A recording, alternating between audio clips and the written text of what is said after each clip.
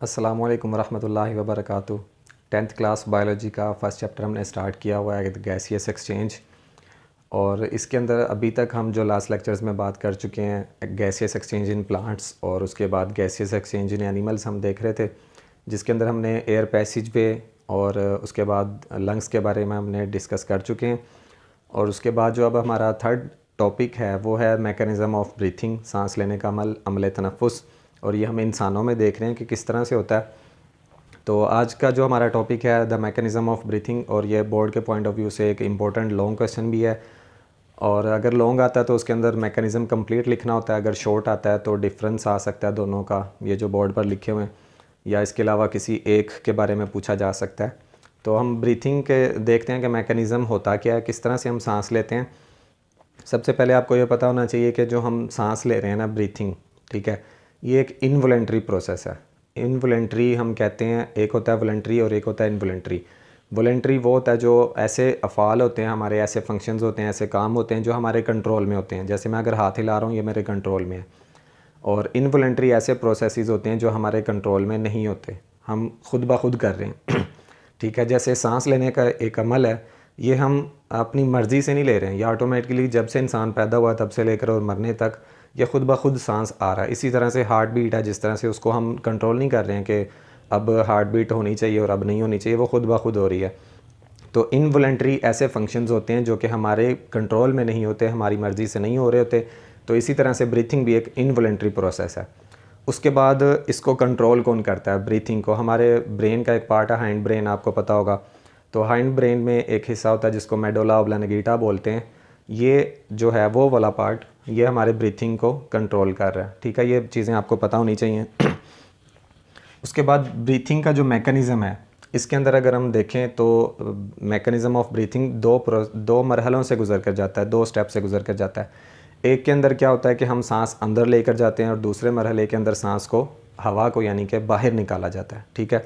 ये हो गया क्लियर। उसके बाद जो फर्स्ट स्टेप है जिसके अंदर हम हवा को अंदर लेकर जाते हैं उसको कहते हैं इंस्पायरेशन या इनहेलेशन, और जिसके अंदर हम हवा को बाहर निकालते हैं उसको कहते हैं एक्सपायरेशन या एक्सलेशन, ठीक है। डायग्राम से हम समझेंगे क्लियरली। और डायग्राम मैंने कंप्लीट नहीं बनाई है, बस समझाने के लिए आपको उतना बना दिया जिससे हमें समझ आ जाएगी क्लियरली, ठीक हो गया जी। अब ब्रीथिंग हमने फर्स्ट लेक्चर में भी पढ़ा था, ब्रीथिंग क्या होती है। ब्रीथिंग एक फ़िज़िकल मैकेनिज़्म है, एक फ़िज़िकल फिनोमेना है, जिसके ज़रिए से हम क्या कह सकते हैं कि हमारी जो जिस्मानी हरकत हैं उनकी वजह से हम सांस ले रहे हैं, ठीक है। ये एक बायोकेमिकल रिएक्शन नहीं है जैसे कि रेस्पिरेशन था, ये जस्ट एक फ़िज़िकल फिनोमेना है, जिस्मानी हरकत से हम सांस ले रहे हैं। तो हम बात करते हैं जी इंस्पायरेशन की या इनहेलेशन जिसको बोला जाता है। इसके अंदर क्या क्या कुछ होता है। हवा आपने याद रखनी है इंस्पायरेशन के अंदर जिस्म में दाखिल होती है। अच्छा, ये मैंने बनाई हुई हैं जी रिब्स, जिनको हम पसलियाँ कहते हैं, जिनके 12 पेयर्स थे रिब्स के, आपने पढ़ा था लास्ट लेक्चर में। ये हैं रिब्स, और ये सेंटर में ये जो रिब्स जिनके साथ अटैच होते हैं, जिन मसल्स के साथ अटैच्ड होते हैं, इनको हम क्या कहते हैं? Rib muscles. रिब मसल्स, या फिर इनका नाम जो आपकी बुक में भी लिखा हुआ है, इनको हम कहते हैं इंटरकॉस्टल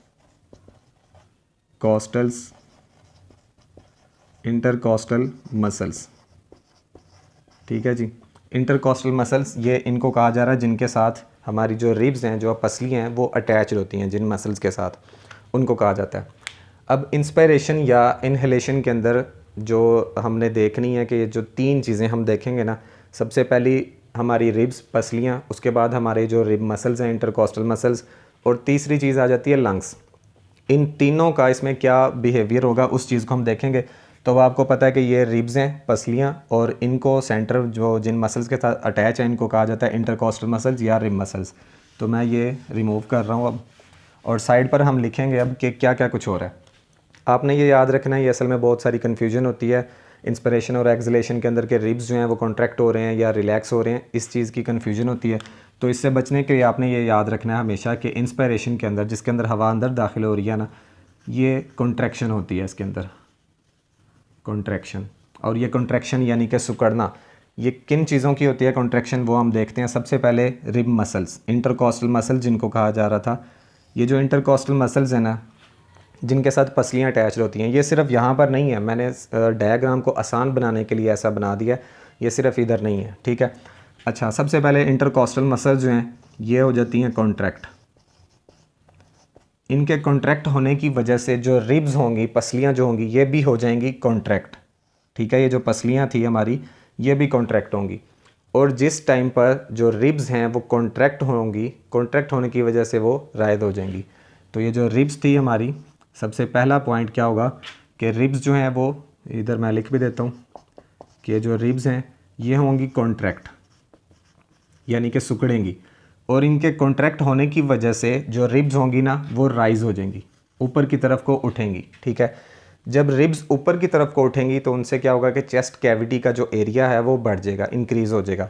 डायग्राम में भी आप देखें कि मैंने यहाँ पर पसलियाँ जो हैं, रिब्स हैं, वो थोड़ी सी नीचे की तरफ को बनाई हुई हैं और इधर थोड़ी सी ऊपर की तरफ को बनाई हुई हैं।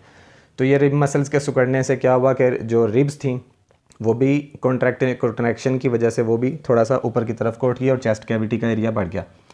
दूसरी चीज़ हमने यहाँ पर बात की थी लास्ट लेक्चर में भी, इस चीज़ को हम क्या कहते हैं, डायाफ्राम। ये लिखा हुआ है मैंने, डायाफ्राम। ठीक है, एक मोटी, एक गुंबदनुमा साख थी, मस्कुलर साख थी जो कि लंग्स के नीचे होती है। ठीक है, एक डोम लाइक स्ट्रक्चर था जो कि थिक था काफ़ी, ये लंग्स के नीचे होता है, डायाफ्राम इसको कहा जाता है। ठीक है जी, अब जैसे ही ये काम हो गया, जो हमारा डायाफ्राम होगा वो भी कॉन्ट्रैक्ट होगा, इसने भी कॉन्ट्रैक्ट होना है। ठीक है जी, ये भी कॉन्ट्रैक्ट होगा। और जिस टाइम पर डायाफ्राम कॉन्ट्रैक्ट होगा ये नीचे की तरफ को जाएगा, पसलियाँ जो थी वो ऊपर की तरफ को उठी और डायाफ्राम नीचे की तरफ को आ गया। ये एरो शो किया हुआ है, ये लोअर हो जाएगा। ठीक है, इसमें भी आप देखें डायग्राम में, ये डायाफ्राम जो है ये थोड़ा सा ऊपर की तरफ को बनाया हुआ और ये थोड़ा सा स्ट्रेटन बनाया हुआ, थोड़ा सा सीधा सा बनाया हुआ। तो डायाफ्राम जो है वो सीधा हो जाता है, सीधा से मुराद के नीचे की तरफ को हो जाएगा और थोड़ा सा ऐसे हमें लगता है कि स्ट्रेट हो चुका है ये। ठीक है, अच्छा, इन दोनों की कॉन्ट्रैक्शन की वजह से, रिब्स और डायाफ्राम की कॉन्ट्रैक्शन की वजह से क्या हो रहा है कि एक चीज़ ऊपर हो रही है और एक चीज़ नीचे की तरफ को हो रही है, तो अंदर वाला जो एरिया होगा वो बढ़ जाएगा। अब इनके अंदर क्या चीज़ होती है, हमारे लंग्स होते हैं, फेफड़े होते हैं, तो उनके ऊपर जो प्रेशर होगा ना वो हो जाएगा कम। जो पसलियों का और डायाफ्राम का जो उनके ऊपर प्रेशर लग रहा था ना वो अब हो चुका है कम, क्योंकि ये दोनों हो गए हैं कॉन्ट्रैक्शन की वजह से नीचे की तरफ और ऊपर की तरफ, तो अंदर वाला एरिया बढ़ गया। ठीक है, अब आप आ जाएं थोड़ा सा फिज़िक्स की तरफ। फिज़िक्स में आपने प्रेशर, फोर्स और एरिया के बारे में पढ़ा हुआ था। ये ऊपर फार्मूला लिखा हुआ है, pressure is equal to force per unit area. ये आपने फ़िज़िक्स में पढ़ा होगा। ठीक है, प्रेशर के बारे में।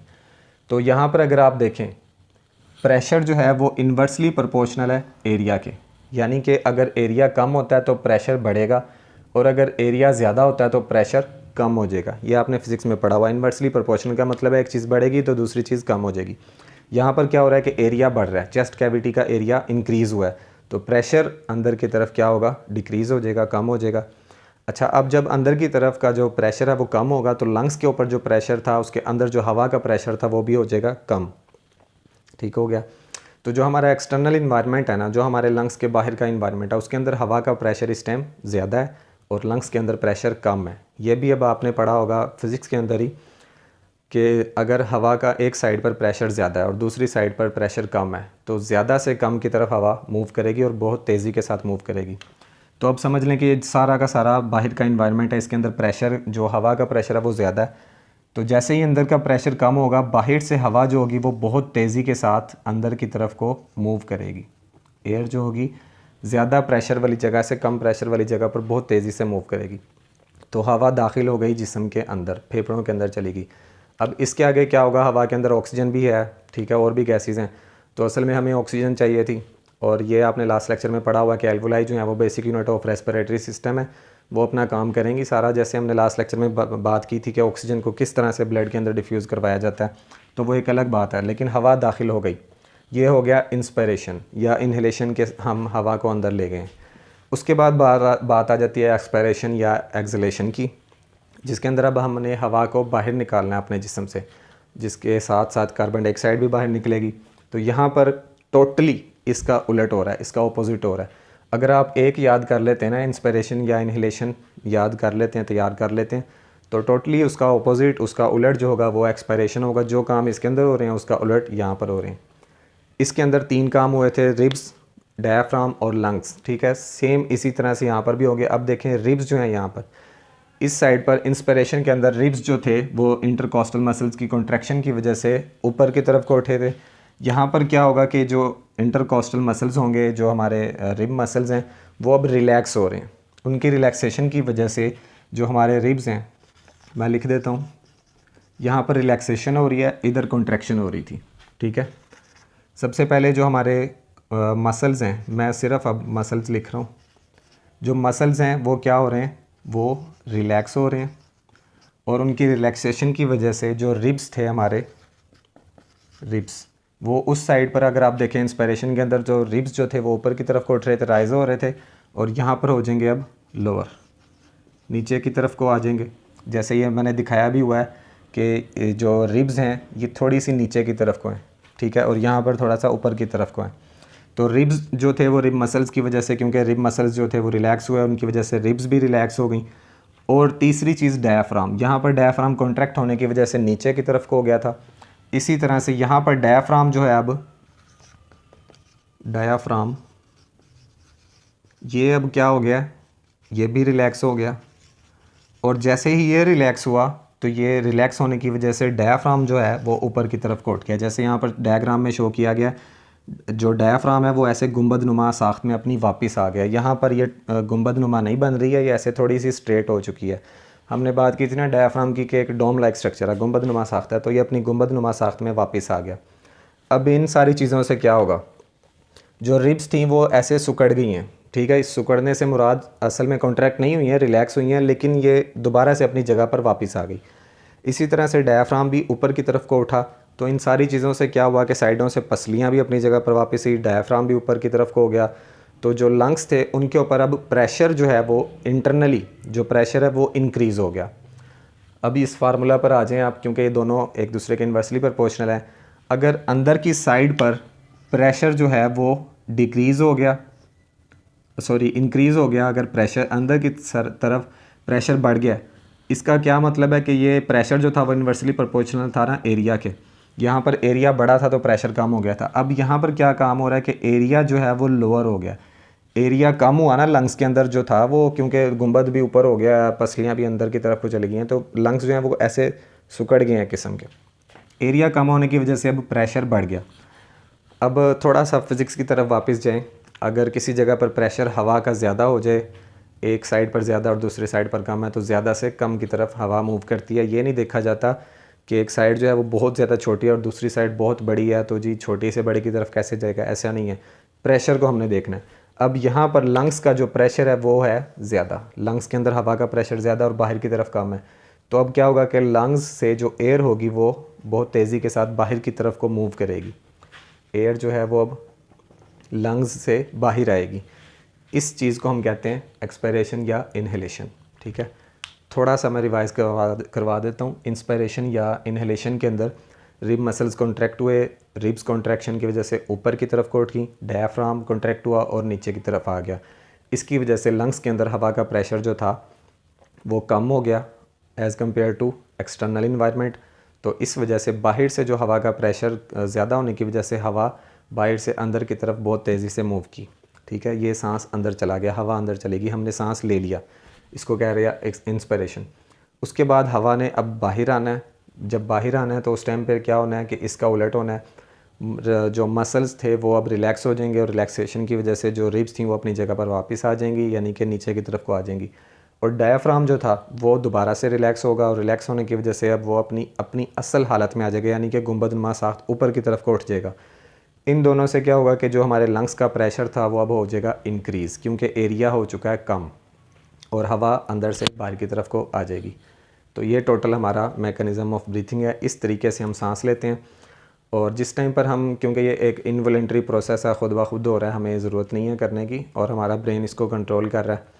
जिस टाइम पर हम, ये आपकी बुक में भी लिखा होगा कि कोई काम नहीं कर रहे हैं, रेस्ट की कंडीशन में है, उस टाइम पर जो हमारे सांस लेने की जो रफ़्तार है वो 16 to 20 है। और इसी तरह से अगर हम कोई काम कर रहे हैं, कोई मुशक्क़त वाला काम कर रहे हैं, एक्सरसाइज कर रहे हैं, भाग दौड़ रहे हैं, उस टाइम पर 30 to 40 टाइम्स पर मिनट होता है, यानी कि 1 मिनट के अंदर हम 30 से 40 मरतबा सांस ले लेते हैं इस तरह से मुशक्क़त के टाइम पर, और रेस्ट की कंडीशन में 16 से 20 दफ़ा।